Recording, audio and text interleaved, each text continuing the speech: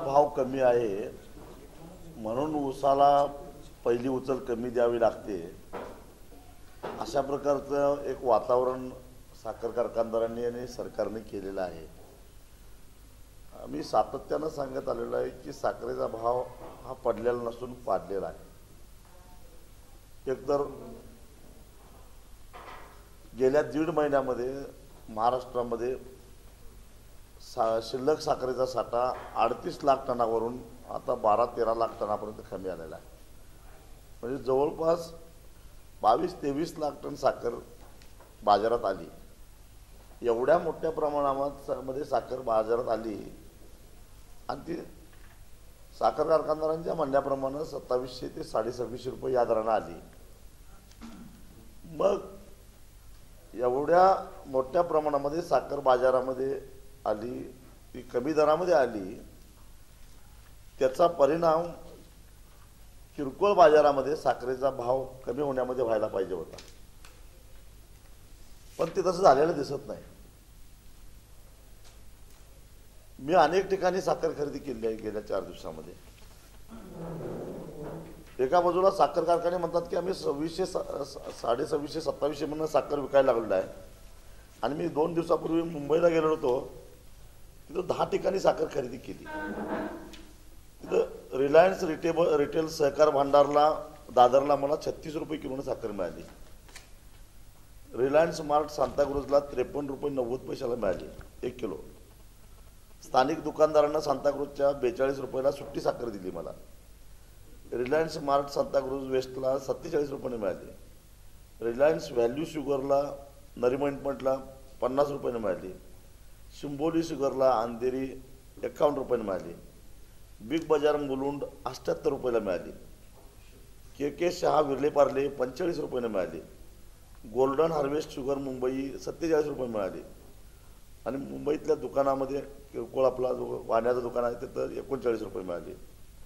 पुण्यामध्ये बिग बिंबेवाडीला 47 रुपयाने मिळाली। रिलायन्स लिमिटेड पुणेला 43 रुपयाने मिळाली।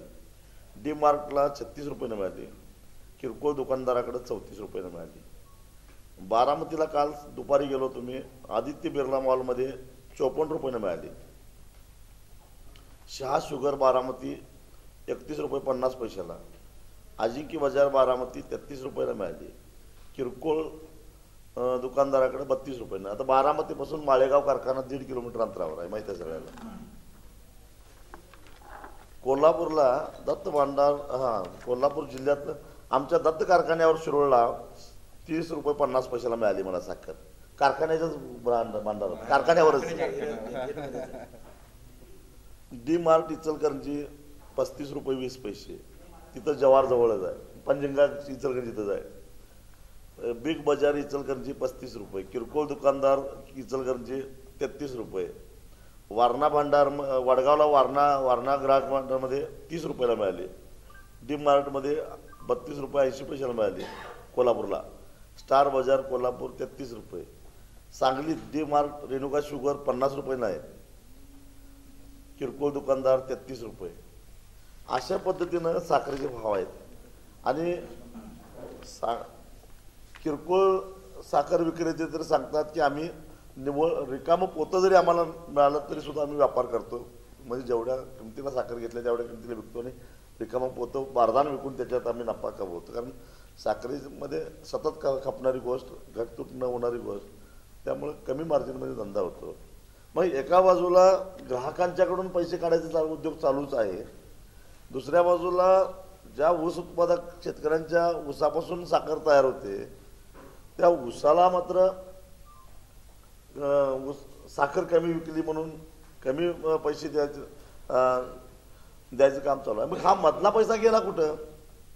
आणि याच काळामध्ये मी गेल्या पत्रकार बैठकीत बोललो होतो की याच काळामध्ये राज्यामध्ये बाहेर मोठ्या प्रमाणामध्ये साखर गेली.